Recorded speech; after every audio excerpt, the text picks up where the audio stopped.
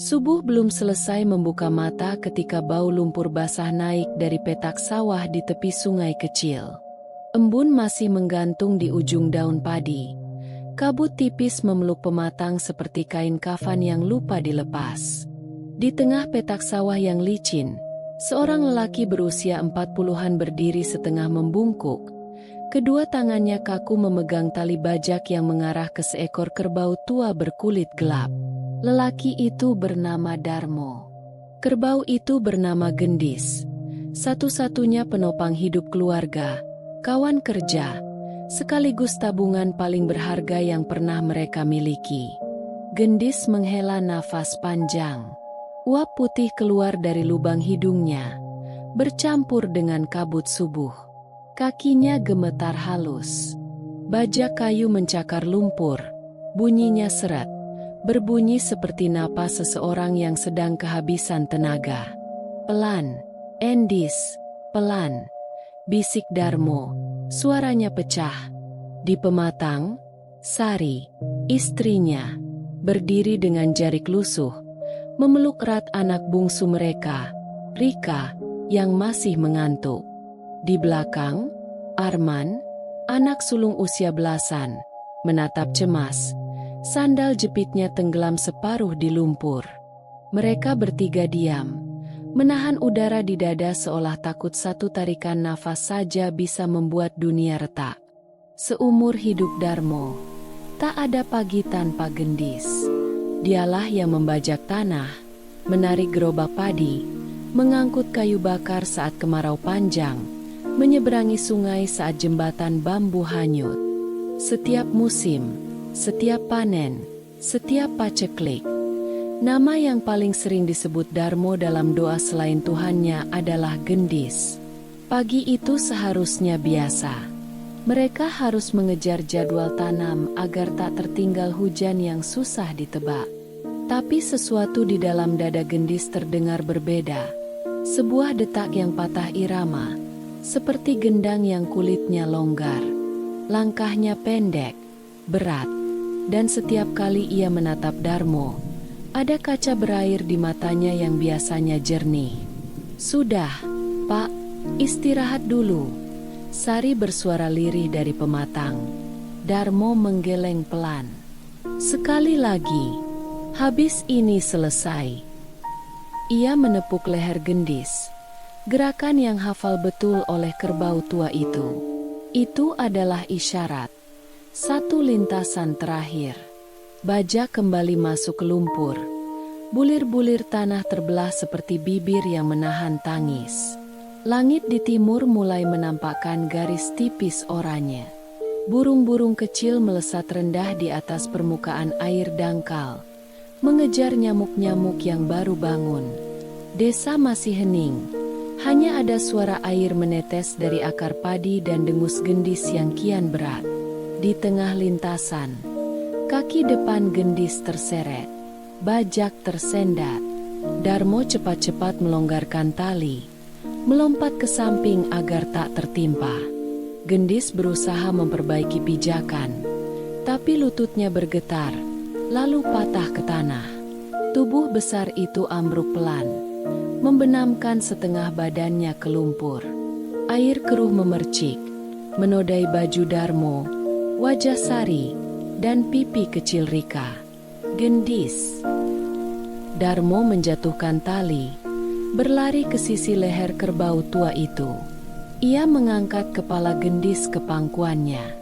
Belalai tali yang biasa melilit tanduk sekarang longgar, menggantung seperti sisa doa yang tak selesai. Arman turun ke petakan, lututnya langsung tenggelam. Tangannya mengelus dahi kerbau tua yang dingin oleh embun.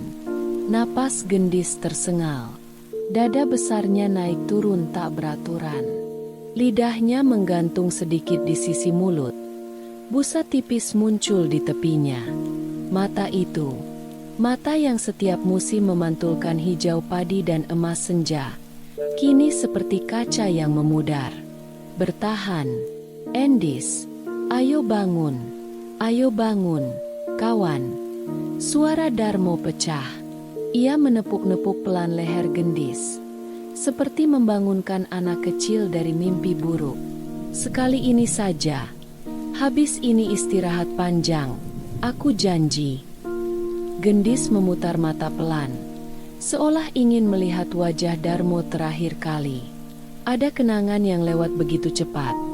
Malam-malam berteduh di gubuk, hari-hari menarik gerobak kayu, musim panen saat bajak membelah tanah seperti pisau mengiris roti lembut. Semua kenangan itu menabrak dinding waktu, pecah jadi serpihan yang jatuh ke lumpur. Suara takbir tipis dari surau kecil jauh di seberang kebun pisang melayang di udara, tercecer dalam kabut. Di saat yang sama, dada Gendis naik sekali, tinggi, lalu turun pelan. Sangat pelan. Setelahnya, tak ada lagi. Tenang yang ganjil turun di atas petak sawah itu. Angin berhenti. Burung-burung mendadak bungkam. Darmo mematung. Jemarinya tetap mengelus. Walau kulit di bawahnya telah kehilangan hangat. Sari menutup mulut, menahan seru yang ingin meledak. Rika menangis tanpa suara. Air matanya jatuh ke lumpur, menciptakan lingkar kecil yang menghilang cepat. Arman mengangkat wajah, menatap ayahnya, mencari bentuk kalimat yang bisa jadi jembatan dari dunia yang baru saja runtuh ini ke sesuatu yang bisa ditapaki. Tak ada, hanya lumpur, bajak terbalik, dan tubuh seekor kerbau tua yang damai seperti bukit kecil. Di tengah sawah yang baru separuh terbelah, satu-satunya penopang hidup keluarga itu berhenti bernapas. Dan sejak detik itu, waktu di dada Darmo berhenti berdetak dengan cara yang sama seperti sebelumnya. Hari-hari tanpa tarikan bajak. Siang menetes pelan di daun padi. Matahari naik, mengeringkan kabut, memantulkan kilau perak di permukaan air. Kabar beredar lebih cepat dari angin. Kerbau Darmo mati di petakan 3. Orang-orang datang satu-satu, membawa pandang yang serupa, antara iba, pasrah, dan takut karena tahu suatu hari cerita yang sama bisa menimpa mereka. Pak Bayan membantu mengangkat tubuh Gendis ke pematang dengan tali tambang. 4 lelaki turun ke lumpur sampai paha, berkata sedikit, bekerja banyak. Tubuh besar itu akhirnya rebah di bawah pohon kelapa kecil di tepi petak. Sari memayungi kepala Gendis dengan kain jariknya. Gerak refleks seorang ibu yang tak ingin siapapun kepanasan, bahkan yang sudah tak merasa panas lagi. Belum ada satupun petak yang selesai. Mo, suara Pak Bayan parau. Darmo mengangguk tanpa melihat. Aku tahu. Musim tanam tak menunggu. Iya. Kerbau sewaan mahal. Aku tahu. Jawaban pendek. Karena kalimat yang lebih panjang mungkin akan pecah jadi tangis. Darmo berdiri, menatap bajak yang telentang. Talinya kotor, kayunya retak sedikit di ujung. Ia mengangkatnya, menegakkannya lagi di lumpur. Gerakan kecil yang terlihat sia-sia, namun seperti doa, menegakkan sesuatu yang sudah patah. Sari datang mendekat, menaruh tangan di lengan suaminya. Pulang dulu, Pak. Rika lapar. Darmo memandang ke rumah kecil mereka di pinggir jalan setapak. Dinding papan berwarna tanah, atap seng yang disambung dari potongan-potongan bekas, pekarangan sempit dengan rumpun singkong. Tiba-tiba jarak itu terasa sangat jauh. Bukan karena langkahnya berat, melainkan karena tidak ada lagi tarikan bajak yang selama ini jadi alasan kaki untuk melangkah. Mereka pulang dengan pakaian basah lumpur. Di teras, Darmo duduk lama tanpa bersuara. Sari menyalakan tungku, mengiris tipis-tipis sisa tempe kemarin, mencampurnya dengan garam dan cabai yang juga sisa.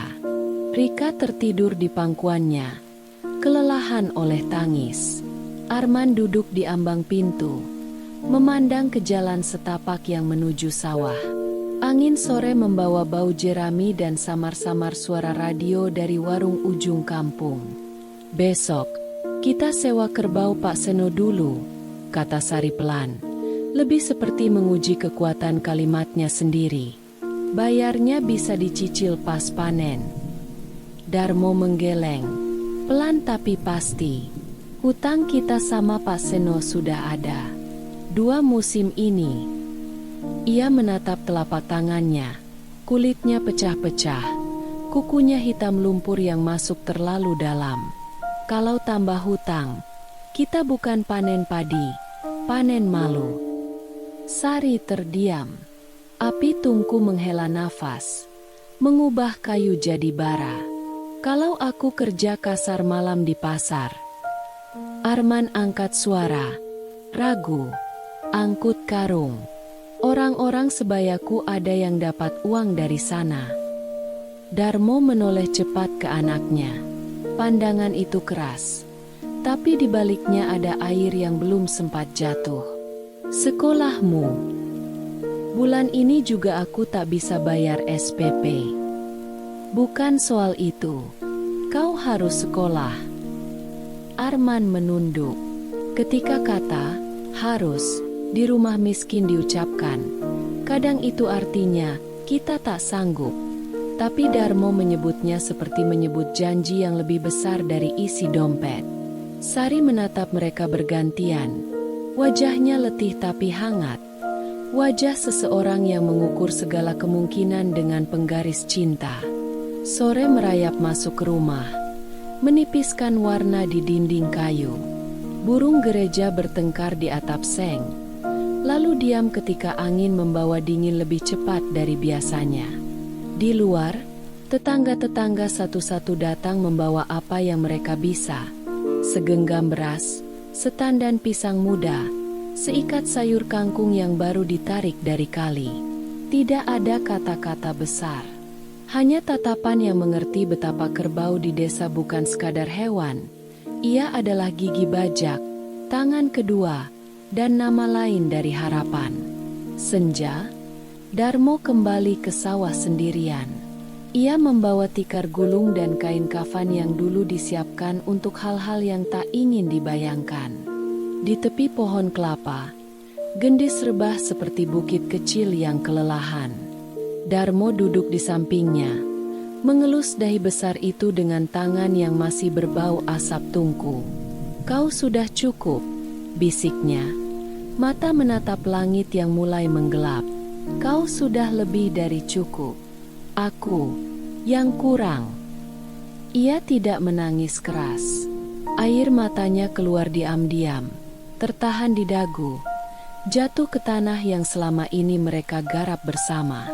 Dalam kepalanya, ia mendengar langkah-langkah gendis membelah lumpur, derit gerobak saat kayu basah digeser, suara dengus yang selalu jadi tanda kita lanjut. Semua bunyi itu berkumpul, menjadi paduan suara kecil yang pelan-pelan memudar. Malam turun, bintang-bintang menyalakan jarak di atas kepala. Di kejauhan, surau membacakan doa-doa pendek. Angin membawa potongan-potongan ayat melewati rumpun padi. Darmo menutup mata gendis dengan kain putih. Ia berjanji dalam hati, esok pagi ia akan meminta tolong tetangga menggali tanah yang cukup dalam di lereng Tegalan, di bawah pohon randu yang rindang. Ia ingin gendis beristirahat di tempat yang bisa melihat sawah setiap pagi, seperti kebiasaan lama mereka yang tak pernah absen menyapa subuh. Sebelum pulang, Darmo berdiri di tengah petak yang hanya setengah terbelah. Ia memandang lurus, seolah ada garis tak terlihat yang menghubungkan titik itu dengan dapur rumahnya, dengan piring nasi anak-anaknya, dengan buku sekolah Arman yang kulitnya sudah mengelupas. Garis itu terasa rapuh sekarang, nyaris putus. "Besok kita cari cara," katanya lirih. Entah pada siapa. Angin malam bergerak, menyentuh permukaan air sampai beriak kecil, seperti anggukan pelan dari sesuatu yang tak terlihat. Di ujung mata, Darmo menangkap bayangan Sari berdiri di pematang, memeluk bahunya sendiri melawan dingin, menunggu. Ia melangkah menghampiri. Mereka berjalan pulang berdampingan tanpa banyak bicara. Di belakang mereka, sawah kembali tenang. Bajak tegak sendiri di lumpur, seperti penanda kubur yang belum ditulisi nama. Dan di bawah pohon kelapa, seekor kerbau tua yang telah menyerahkan seluruh tenaganya pada tanah, akhirnya bisa tidur tanpa harus bangun sebelum subuh. Beratnya hari-hari tanpa gigi bajak. Pagi berikutnya, sawah dipetakan 3 sepi. Tak ada suara derap kaki kerbau. Tak ada cipratan lumpur dari bajak yang menyayat tanah. Hanya suara angin yang menabrak bulir padi muda, berdesis seperti bisikan sedih. Darmo duduk di pematang, lututnya kotor. Pandangan kosong ke petak sawah yang separuh sudah tergarap. Tangannya masih memegang tali bajak, tapi tali itu kini hanya benda mati, tak lagi terhubung dengan tenaga yang dulu jadi jantung pekerjaannya. Di pinggir jalan setapak, orang-orang lewat sambil menoleh. Ada yang berhenti, ada yang sekadar melambat. Mereka tahu, Darmo baru saja kehilangan bukan hanya hewan, tapi mesin hidupnya. Mo, kalau mau, sewa saja kerbauku, bayar nanti pas panen, kata Paseno, seorang petani yang punya 2 kerbau gemuk. Suaranya terdengar seperti tawaran baik, tapi di baliknya ada nada dagang yang sulit ditutup. Darmo menatap, menimbang. Ia tahu arti bayar nanti dalam bahasa petani.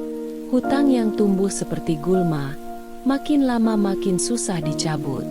Terima kasih. Nomor. Aku pikirkan dulu. Jawabnya pendek. Sore itu, Darmo mencoba membajak sendiri dengan tenaga manusia. Ia memasang bajak di pundaknya, menarik sekuat tenaga. Lumpur menahan, bajak tersendat, tubuhnya goyah. Arman mencoba membantu dari belakang, mendorong dengan bahu. Tapi hasilnya nyaris tak bergerak. Sari menatap dari pematang. Wajahnya pucat. Jemarinya meremas kain jarik sampai kusut. Pak, hentikan. Kau bisa jatuh. Tapi Darmo tak mau berhenti. Keringat bercampur lumpur mengalir di wajahnya. Dadanya terengah. Bajak hanya bergerak sejengkal. Akhirnya ia roboh di lumpur. Tubuhnya tengkurap. Napasnya berat seperti orang baru saja keluar dari perkelahian panjang. Arman cepat-cepat mengangkatnya. Pak, cukup, Pak. Darmo duduk, menunduk. Air matanya bercampur lumpur. Tak jelas mana keringat, mana duka. Di kepalanya, suara gendis masih ada. Dengusan napas, derap kaki, tatapan setia. Ia menutup wajah dengan kedua tangan. Tanpa kerbau, kita bukan petani, bisiknya. Kata itu menggantung di udara, menyayat. Karena semua yang mendengar tahu, itu bukan sekadar kalimat, itu kenyataan. Suara-suara dari tetangga. Malam turun dengan cepat. Rumah Darmo remang oleh lampu minyak. Sari duduk di dekat tungku, meniup api kecil yang berjuang menjaga panci nasi yang tinggal setengah. Rika tertidur di pangkuannya, rambutnya lengket oleh keringat. Arman duduk di depan pintu, menatap ke jalan. Dari kejauhan terdengar suara obrolan tetangga di pos ronda.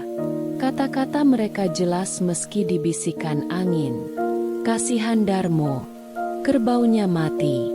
Tanpa itu, bagaimana dia menanam?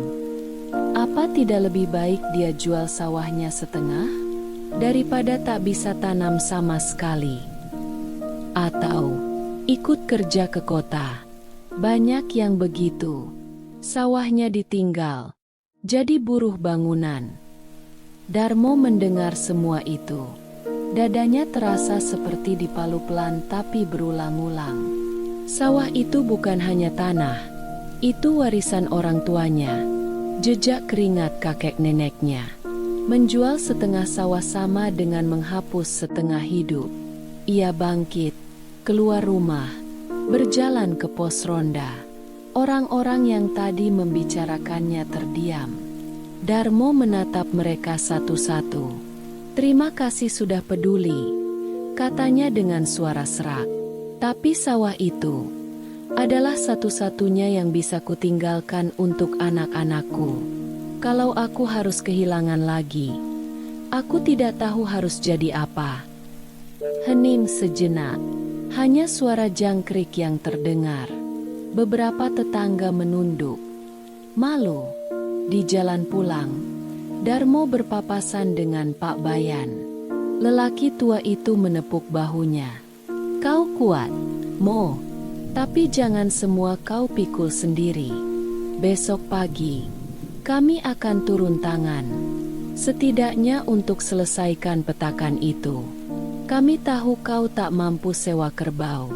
Tapi kerja bersama, itu masih bisa." Darmo menatap Pak Bayan. Matanya berair. Ia mengangguk. Tapi suaranya hilang di tenggorokan. Malam itu ia kembali ke rumah dengan langkah lebih ringan sedikit. Meski bayangan gendis masih menempel di belakang matanya. Di dalam rumah, Sari menyambut dengan tatapan penuh tanya. Darmo hanya berkata, "Besok kita tidak sendiri." Sari tersenyum tipis. Air matanya jatuh tanpa suara.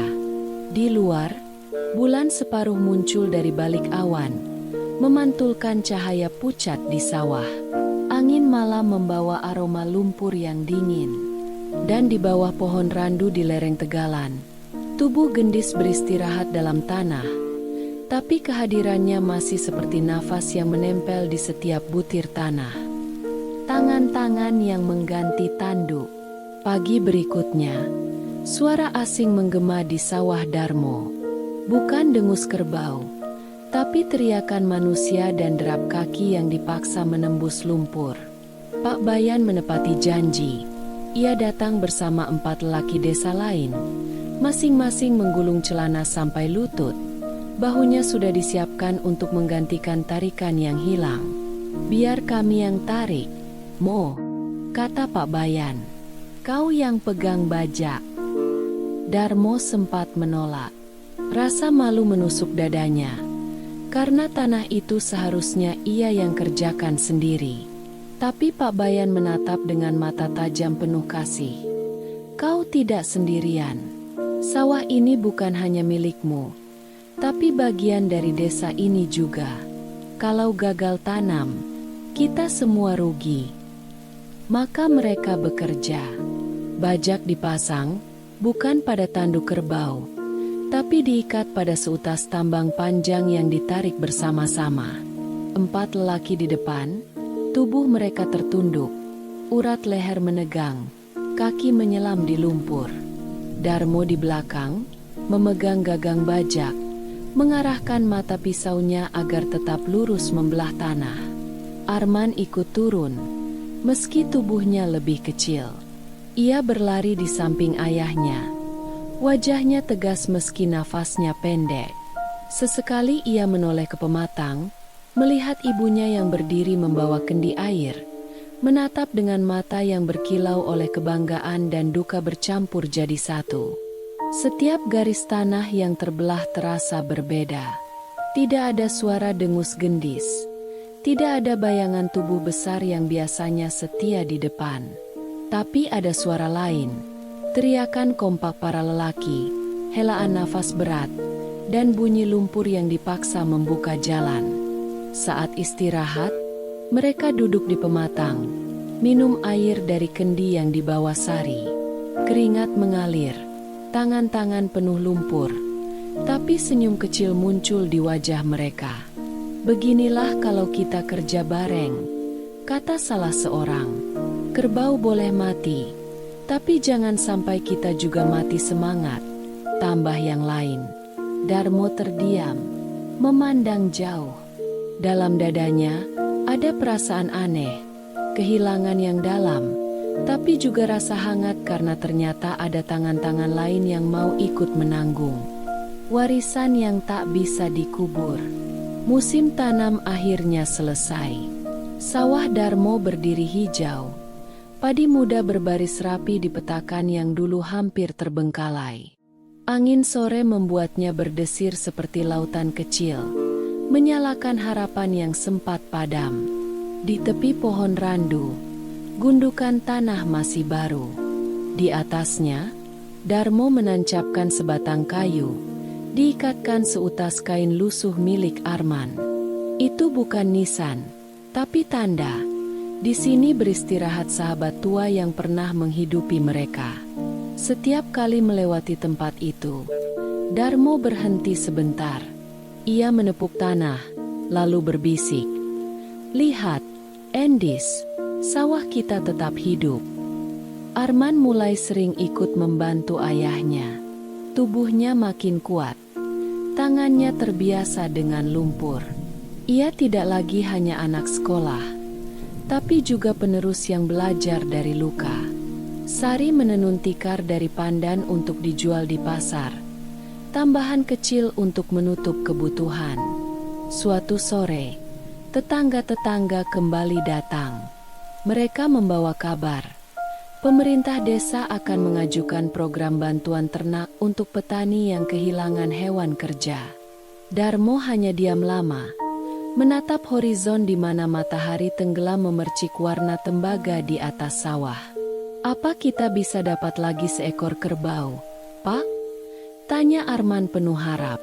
Darmo tersenyum tipis. "Mungkin, tapi ingat, meski kerbau itu datang, kita tidak boleh lupa pada yang sudah pergi. Karena gendis bukan hanya tenaga, dia keluarga." Senja merayap, burung-burung kembali ke sarang. Di sawah, suara jangkrik mulai mengisi udara.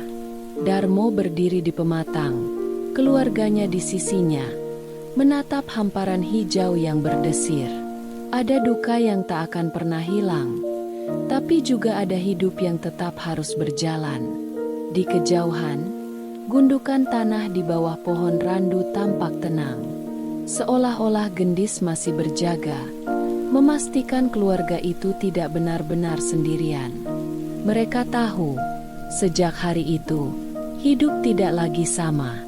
Tapi mereka juga tahu, warisan yang ditinggalkan seekor kerbau tua tidak bisa dikubur begitu saja. Kesetiaan, kerja keras, dan cinta tanpa syarat. Dan di tengah sawah itu, meski seekor kerbau telah mati, harapan tetap tumbuh bersama padi yang akan menguning suatu hari nanti.